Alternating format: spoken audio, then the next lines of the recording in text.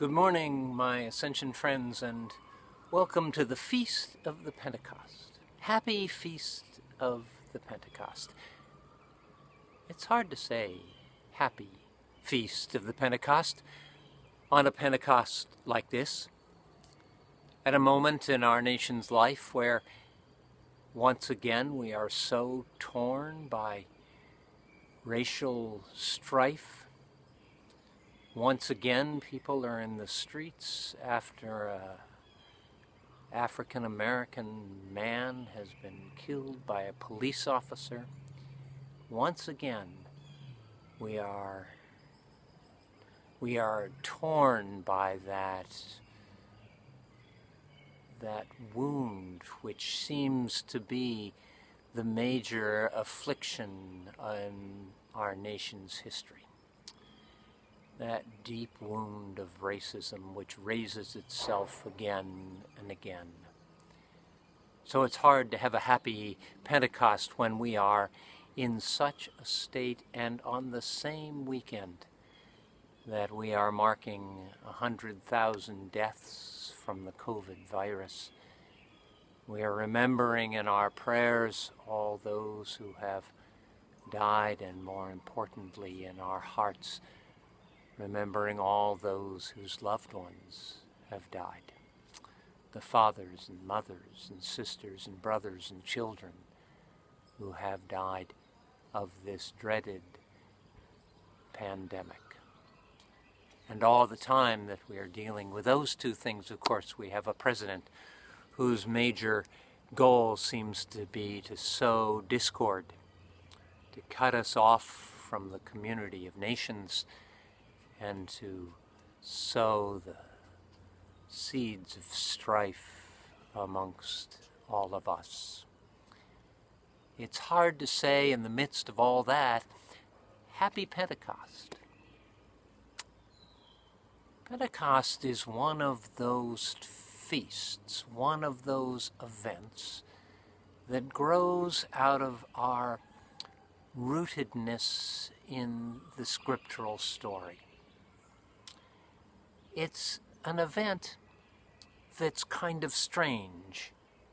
It's not easy to explain exactly what happened, just like you can't explain exactly how the Ascension happened or how Easter happened. It's one of those mysteries that we're just called to live into, to try on for ourselves and live as if, and see what happens. And when we do that, we discover that it actually opens up a way of both love and of hope for us.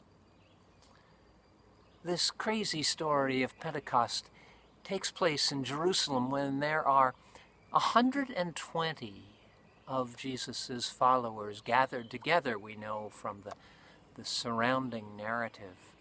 It's a big gathering, and they're all gathered together in a room, apparently, and there's a sound like the wind. It goes rushing through, and there are flames that appear on the heads of everyone, and they are empowered. And that's the story. They're all set aflame in that moment. There's something about what happens which empowers each and every one of them.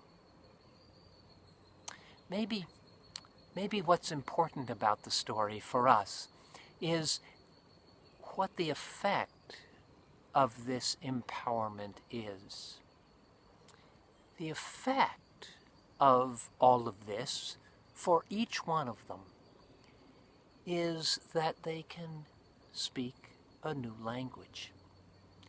They can communicate with someone who that morning was a foreigner, was a stranger, was not familiar to them.